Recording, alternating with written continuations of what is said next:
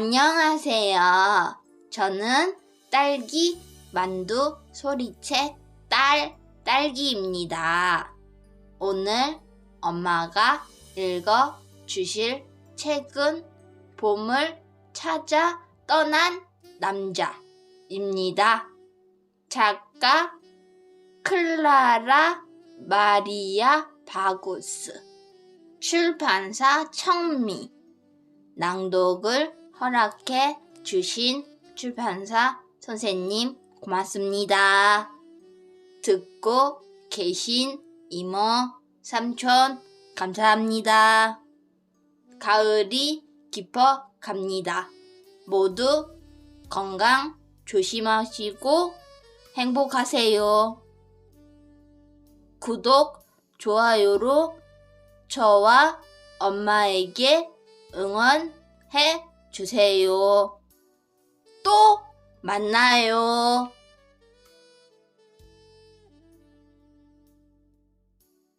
봄을 찾아 떠난 남자 6번째 이야기입니다. 오랜 시간을 걸음 끝에 남자는 작은 도시에 도착했다. 산비탈에 자리 잡은 도시에는 과일 나무들이 가득했다.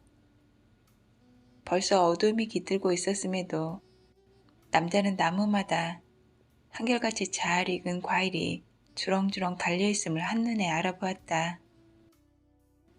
알을 한 손에 조심스레 든 남자는 다른 손으로 과일 하나를 따서 한 입 깨물었다. 달콤하면서도 새콤한 맛이 입안에 가득 번졌다. 남자는 숨을 크게 들이마셨다. 도초에 봄의 향기가 진동한다. 어떻게 된 일일까? 잘 익은 과일은 가을임을 말해주지 않는가? 저녁 공기가 남자의 코끝을 간지렸다. 분명해. 새는 이곳에 이미 다녀갔어. 남자는 확신했다. 남자는 언덕 꼭대기에서 밝게 빛나고 있는 성을 보았다. 도시 자체는 기묘할 정도로 어둡다.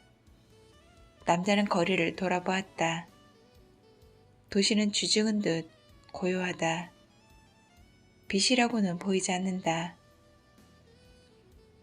집들에도 길거리에도 불을 켠 가로등 하나 없다. 심지어 식당도 문을 닫았다.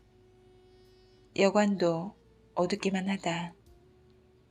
남자는 닫힌 문 뒤에서 들려오는 소리에 귀를 기울였다.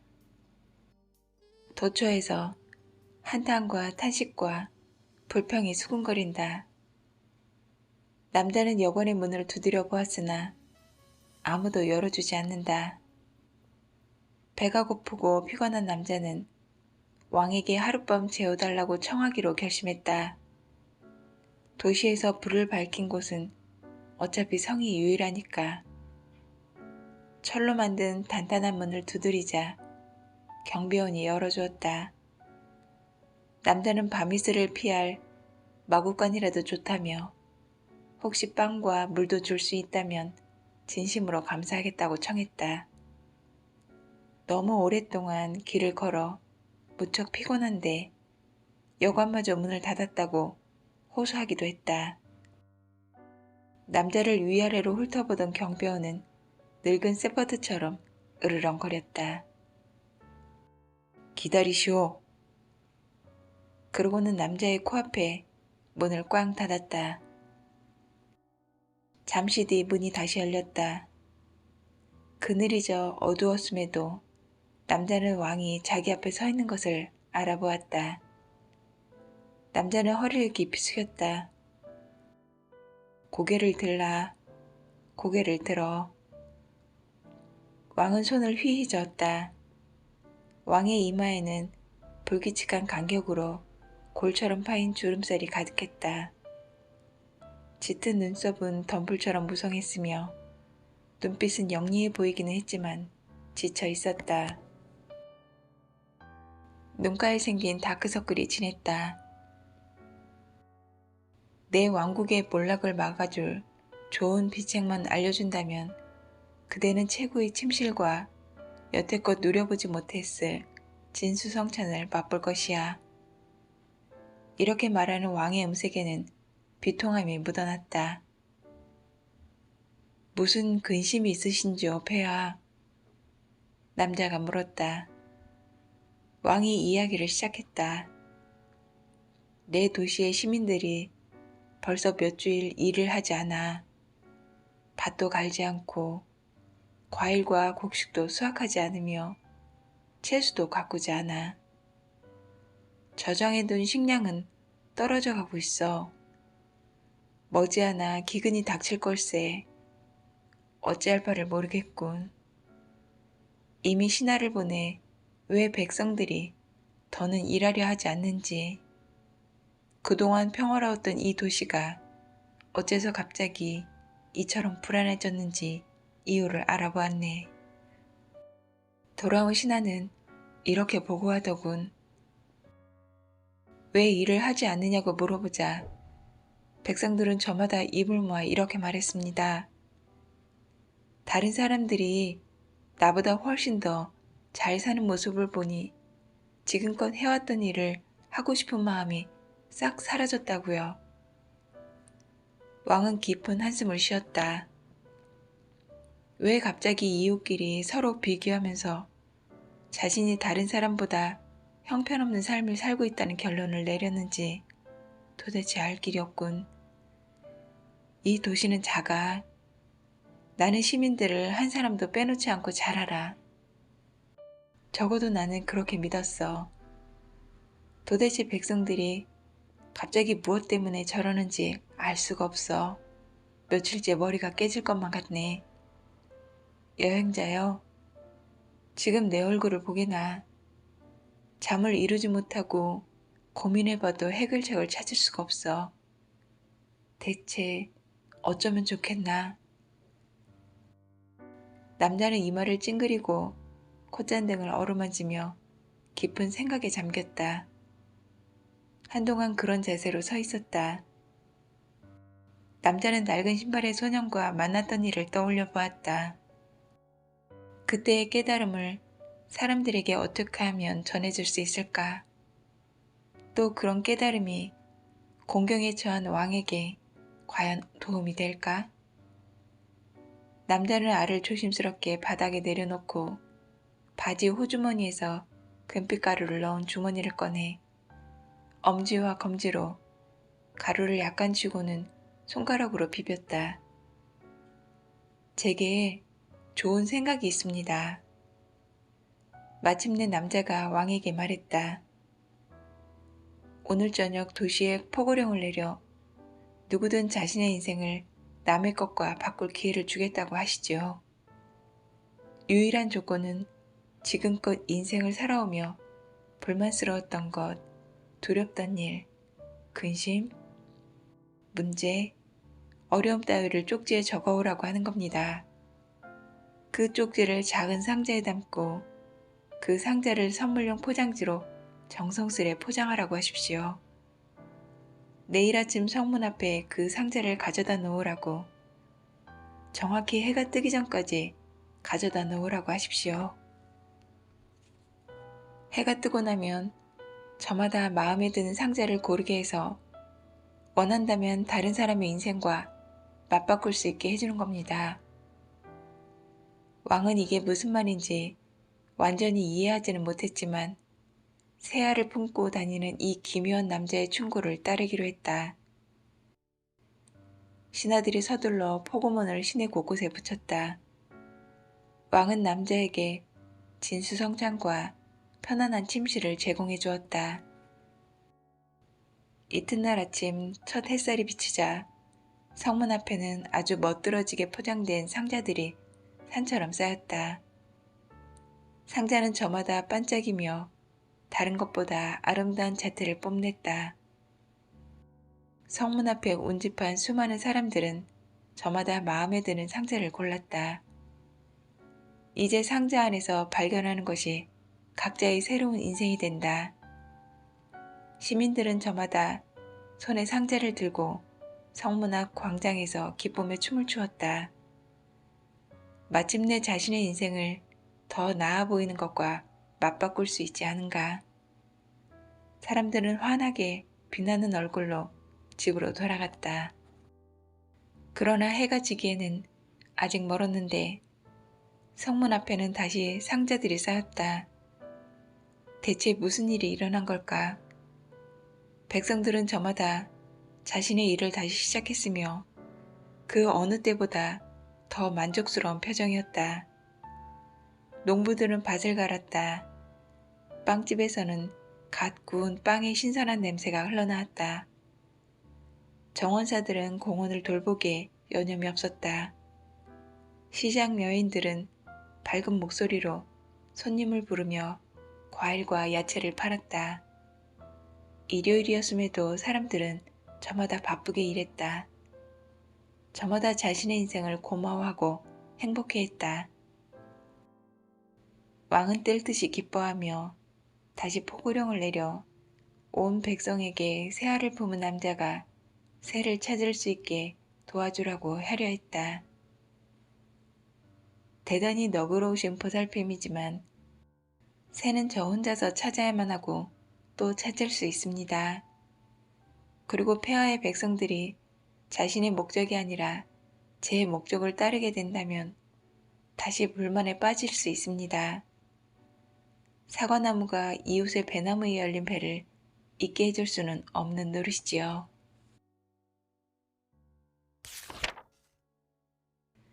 날씨는 다시 서늘해졌다. 어디선가 길이 또 어긋난 것은 아닐까? 그렇지만 어디서? 봄의 징후는 물론이고 새의 자취도 보이지 않는다. 심지어 눈까지 내리기 시작했다. 눈발은 빗방울로 변했다가 다시 눈이 되어 내리기를 반복했다. 남자는 손에 든 알을 살폈다. 남자는 조심스레 가죽 배낭에서 울 외투를 꺼내 입고 옷깃을 세웠다. 그래야 차가운 북풍에 귀가 어는 것을 조금이라도 막을 수 있으니까. 남자는 메모장을 꺼내 지금껏 걸어온 길을 표시한 쪽을 펼쳤다. 성을 떠난 지 이틀이 넘은 지금 남자는 방향 감각을 잃고 계속 북쪽으로 걸었던 모양이다. 갈림길을 그냥 지나친 것이 틀림없다. 봄으로 이끄는 길목을. 날은 계속 어두워졌다. 어둠은 눈물이라도 흘리듯 무거운 빗방울을 쏟아낸다. 빗방울은 떨어지며 얼어버린다. 바람이 이파리라고는 없는 나뭇가지를 핥히며 나무에 갈라진 틈새로 휘파람 소리를 낸다. 남자는 커다란 전나무 발치에 앉았다. 그러나 전나무도 추위를 막아주지는 못했다. 남자는 앉은 자세로 다리를 바짝 당기며 두 손을 다리 사이에 넣어 자신과 알을 추위로부터 지키려 했다. 그러나 허사였다. 하늘에서 우박이 쏟아져 내리고 바람이 소용돌이 치는 바람에 깜짝 놀란 남자는 자기도 모르게 눈앞에서 두 손을 내둘렀다. 아뿔싸. 우박이 알을 때리며 껍데기에 작은 구멍을 내고 말았다. 폭풍우는 저녁 내내 기승을 부렸다. 남자는 전나무 아래에서 벌벌 떨며 손가락으로 아래 껍데기를 쓰다듬었다. 구멍이 느껴졌다. 구멍은 바늘귀만한 크기였다. 남자는 깨진 것을 되돌리기라도 하려는 듯 구멍을 쓰다듬었다. 알을 들어 생명을 불어 넣어주기라도 하려는 것처럼 숨결을 불어주었다. 그러다가 지친 나머지 그대로 쓰러졌다. 아침에 첫 햇살이 헐벗은 나뭇가지 사이를 비추고 들어와 남자를 깨웠다. 남자는 손에 쥔 알이 따스함을 느꼈다. 알을 굴려보며 햇볕을 정확히 구멍에 맞춘 뒤 눈을 가느랗게 뜨고 알의 안쪽에 무엇이 있는지 살펴보았다. 그러나 아무것도 보이지 않았다. 알의 무게는 변함이 없다. 이상할 정도로 가볍다. 남자는 안에서 뭔가 긁어대며 움직이는 것을 느꼈다. 알 안에 뭐가 있든 생명체가 살아있다는 사실에 남자는 안도의 한숨을 쉬었다. 조심스럽게 알을 잇기 위해 내려놓고 남자는 두 손을 비벼 따뜻하게 한 다음 다시 알을 손에 쥐고 자리에서 일어섰다. 날씨가 또 심술을 부리기 전에 출발해야만 한다. 한 번 더 이런 밤을 밖에서 지새운다면 견뎌낼 수 없을 것 같은 느낌이 들었다. 다시 하루 종일 걸음 끝에 남자는 초저녁 무렵에 마침내 작은 마을에 도착했다. 다리가 돌처럼 무겁고 차가웠던 남자는 기쁜 마음으로 마을에 들어섰다. 이내 작은 여관이 보였다. 운이 좋으시네요. 오늘은 방이 딱 하나 남았거든요. 젊은 주인이 남자를 반겼다. 여관 주인의 피부는 젖먹이처럼 발그레했으며 목소리는 가성으로 노래를 부르는 가수와 같았다. 푸르고 순진해 보이는 눈은 어찌나 큰지 온통 얼굴을 차지한 것처럼 보였다. 남자는 고맙다는 말과 함께 열쇠를 받아들고 삐걱거리는 나무 계단을 통해 위로 올라갔다. 방은 청소용품을 넣어두는 창고나 다름없었다. 워낙 작아서 문을 반쯤만 열었는데도 문이 침대에 부딪혔다. 그러나 방 안은 정말 따뜻했다. 침대 머리맡 위로 천장에 작은 창문이 보였다. 침대 발치에는 작은 옷장이 있었다. 밖에는 눈이 내렸다. 피곤한 남자는 털썩 침대에 무너졌다. 두 손으로 알을 부드럽게 감싼 채로 남자는 다시금 알을 자세히 살폈다. 구멍 주변에 실금이 간 것이 보인다. 그것을 본 순간 남자의 심장은 걷잡을 수 없이 뛰었다. 어찌나 격렬했는지 심장 소리가 귀에 들릴 정도였다. 남자는 자신의 핏줄 안에 피가 아니라 액체 납이 돌아다니는 것처럼 느껴졌다. 알은 어떤 경우에도 깨져서는 안 된다. 아니, 이미 알은 생명력을 잃은 게 아닐까? 새를 다시 찾을 수 있을까? 이대로 계속 가는 것이 의미가 있을까? 얼마나 오래 잔 걸까? 도무지 시간이 가늠이 되지 않는다. 천장의 창으로 보이는 하늘은 빙하가 녹아 흘러내리는 물처럼 파랬다. 눈은 그쳤다. 남자는 손을 뻗어 조심스레 알을 어루만졌다.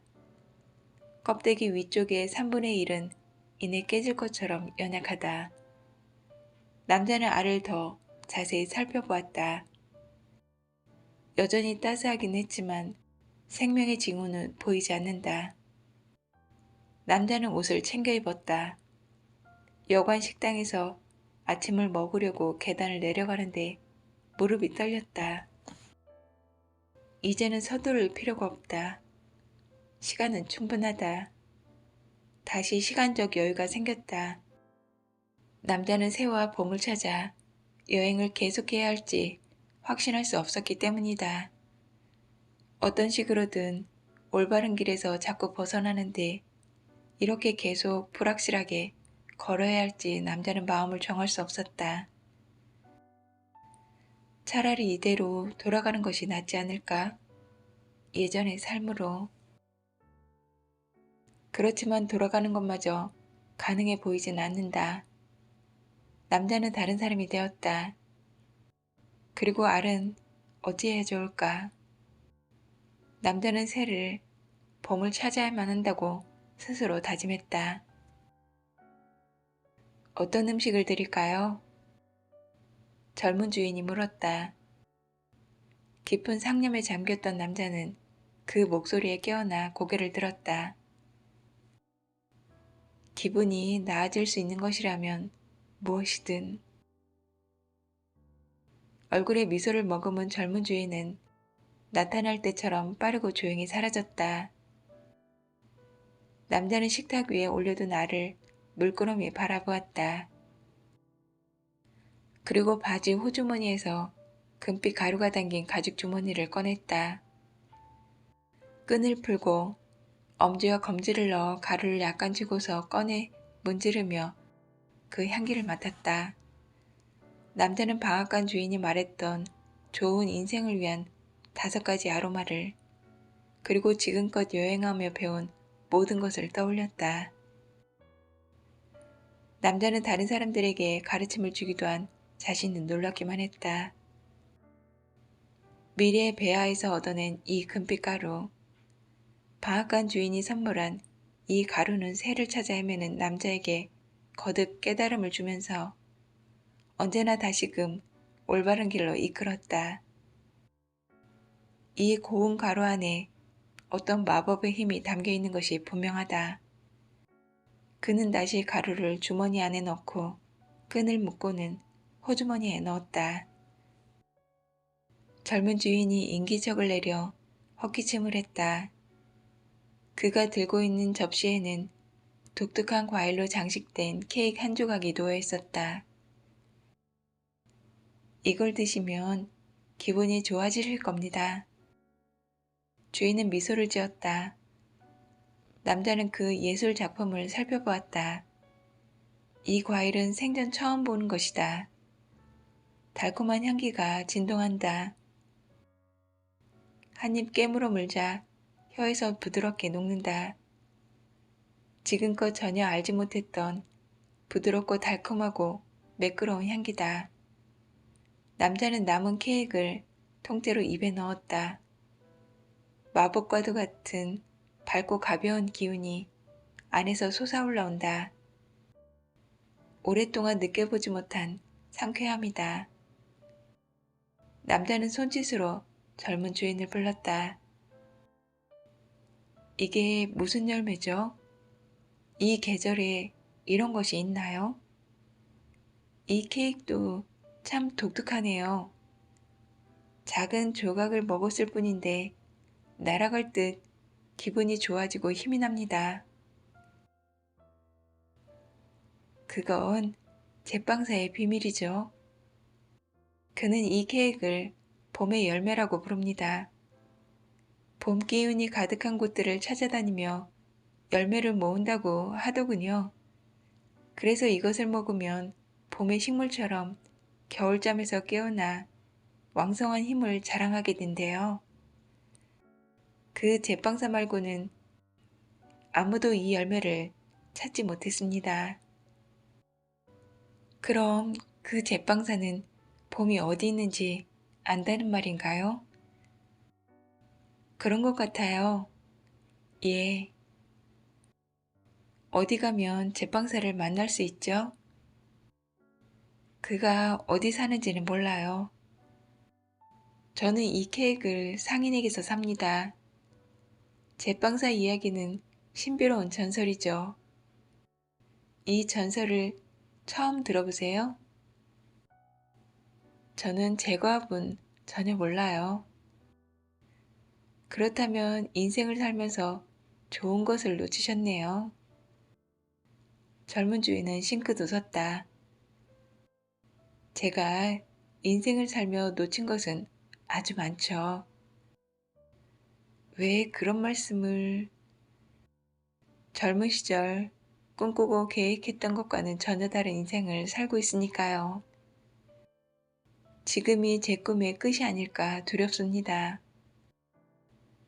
무슨 그런 말씀을... 주인이 정색을 했다. 지금의 좌절과 절망에서 무슨 결과가 올지 아직 모르잖아요. 길이 어긋난 것이 축복일 수도 있죠. 제빵사의 이야기가 그 증거가 아닐까요? 주인은 의자를 가져와 남자 곁에 앉아 이야기를 시작했다. 옛날에 어떤 부부가 아들을 낳았죠. 아들은 마법적인 매력을 자랑하는 명랑한 아이였어요. 그렇지만 젖먹이일 때는 다른 아이들보다 훨씬 작았죠. 유년기에도 성장 속도는 느리기만 했어요. 마을 또래들보다 무척 작았죠. 어머니는 걱정이 되어 여러 의사들을 찾아다녔어요. 의사들은 모두 똑같은 진단을 내렸죠. 키가 비정상적으로 작은 소인증이라고. 어쩜 이리도 세상은 불공평할까. 우리 아들은 절대 당당한 어른으로 살지 못하겠구나. 평생 불리함을 감수하며 살아야 하다니. 어머니는 이렇게 탄식했죠. 그러나 아버지는 대수롭지 않게 생각하며 아내를 달랬죠. 당신이 아들의 인생을 어떻게 알겠소? 우리 아들은 그냥 키가 작을 뿐이요. 이것만이 우리가 아는 유일한 사실이지. 이게 불행인지 행운인지 우리는 모르오. 앞일을 우리가 알 수는 없으니까. 학교에 들어간 아들은 작은 키 때문에 친구를 사귀지 못했어요. 아, 그거 봐요. 내가 뭘 했어요.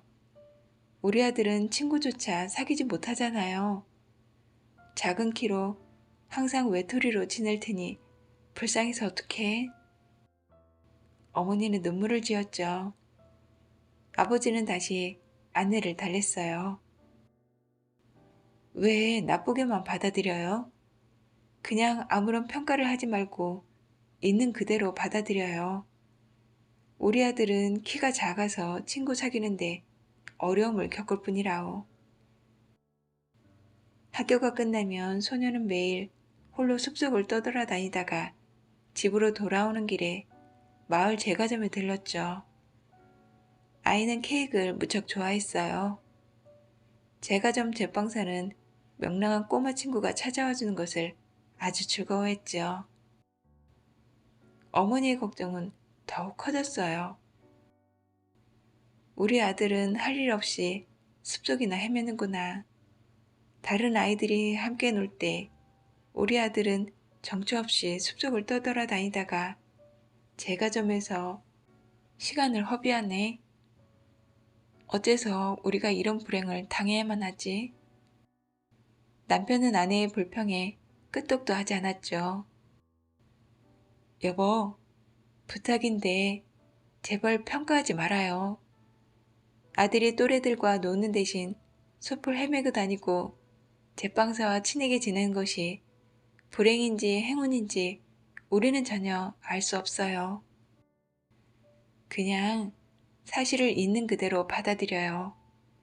그 이상도 이하도 아니라오. 나중에 어찌 될지는 나중에 알게 될 거요. 학교를 졸업했을 때도 아들은 키가 작다는 이유로 직업 교육을 받을 수가 없었죠. 낙심한 어머니는 한숨을 쉬며 탄식을 했어요. 그거 봐요. 여보, 세상은 이처럼 불공평해요. 이웃 아이들은 정상적으로 키가 자라 많은 친구를 사귀었고 직업 교육도 받잖아요. 불쌍한 우리 아들을 어째? 친구도 일자리도 없잖아요. 아들의 인생은 참혹해요. 그것은 인생이 아니야. 아버지는 화를 냈죠. 여보, 그렇게 말해도 평가하는구려. 그냥 상황을 있는 그대로 보라니까. 아들은 키가 작아 친구도 사귀지 못했고 일자리도 찾지 못했어. 이게 아들에게 좋은지 나쁜지는 우리는 아직 모른다니까. 어머니가 근심과 탄식으로 나날을 보내는 동안 아들은 제과점에서 제빵사를 도왔죠. 아들은 제과의 섬세한 기술을 배우며 야간에 돈도 받았어요. 아들은 대단히 부지런하고 전략정신이 뛰어나 불과 몇 년 만에 제과업에 필요한 모든 기구를 살 돈을 모았죠. 아들은 고맙기만 한 친구인 제빵사에게 누가 되지 않으려 먼 도시에서 작은 가게를 세내 자신의 제과점을 차렸어요. 또 제빵사에게 그의 레시피는 절대 쓰지 않겠다고 약속하기도 했죠. 아들은 약속을 지켜가며 밤늦게까지 자기만의 독특한 레시피를 개발하려 노력했어요. 아들은 마침내 세상에 전혀 없던 맛을 창조해내는데 성공했어요. 숲을 누비며 잡초 가운데 자라는 희귀식물의 열매를 발견한 겁니다. 아들은 작은 키 덕분에 이 열매를 찾아낼 수 있었죠. 키가 정상인 성인은 위에서 굽어보느라 이파리 속에 숨겨진 이 열매를 볼 수가 없었죠. 반대로 우리의 젊은 제빵사는 이 열매가 딱 눈높이에 맞았어요. 어쨌거나 이 열매의 아로마는 대단히 뛰어나 모든 과자, 모든 초콜릿, 모든 케이크를 맛의 향연으로 바꾸어 주었죠. 부드럽고 섬세하며 약간 달콤한 맛에 사람들은 환호했죠. 바로 선생님이 느끼셨던 것처럼 이걸 먹은 사람들은 누구나 몸이 가벼워지고 힘이 샘솟는다고 합니다. 젊은 제빵사는 이내 대단히 유명해졌죠. 전국 각지에서 그가 만든 케이크를 먹으러 오는 사람들로 가게는 금광처럼 번성했어요.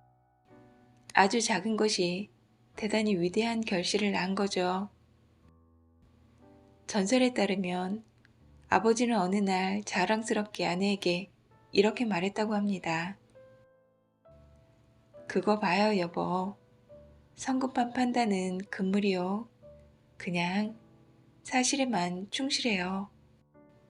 그 어떤 해석도 하지 말고 우리는 인생의 작은 부분만 볼 뿐 앞으로 무엇이 될지 전체를 전혀 알지 못해요. 우리가 아는 유일한 사실은 인생의 길이 무한하다는 거요. 어떤 길이 막히면 다른 길이 열리게 마련이지. 이게 바로 전설의 가르침입니다. 젊은 주인은 이야기를 멈추었다. 다른 손님이 들어오는 바람에 그를 맞이해야만 했기 때문이다. 잠시 뒤 돌아온 주인은 이야기를 계속했다. 몇 년이 지나고 당당한 어른이 된 난쟁이 제빵사는 어떤 부자 상인의 방문을 받았죠. 상인은 엄청난 돈을 주고 제과점을 사들이려고 했어요. 난쟁이 제빵사의 매력에 심취한 상인은 이렇게 말했답니다. 자네가 그 작은 키에도 이런 위대한 업적을 일구다니 믿을 수가 없군. 자네가 다른 사람들과 마찬가지로 컸다면 어떻게 됐을지 상상이 되지 않는군. 그러자 젊은 제빵사는 장난기 어린 표정으로 이렇게 대답했답니다. 만약 제가 키가 작지 않았다면 남이 하는 대로 그대로 따라해서 남이 사는 인생을 살았겠죠. 키가 작지 않았다면 이 열매를 찾을 수 없었을 것이고요. 이 귀중한 맛의 비밀 레시피는 물론이고 제 달콤한 인생의 레시피도 없었을 겁니다. 제 눈높이에는 저만의 보물이 숨겨져 있죠. 당신처럼 큰 사람은 절대 찾을 수 없는 보물이. 그리고 싫습니다. 제 가게는 팔지 않겠습니다. 자신의 행복을 파는 사람도 있나요? 이야기를 마친 젊은 주인은 한동안 침묵했다. 그런 다음 자리에서 일어나 의자를 제자리에 돌려놓고 사라졌다. 남자는 몇 분을 그대로 앉아 있었다. 계속 새를 찾아야 할지 하는 그의 의심은 깨끗이 사라졌으며 신선한 용기가 그 자리를 다시 차지했다. 새를 찾으리라. 그리고 새와 함께 봄도. 남자는 숙박비를 치르고 알을 소중히 품고는 다시 길을 떠났다.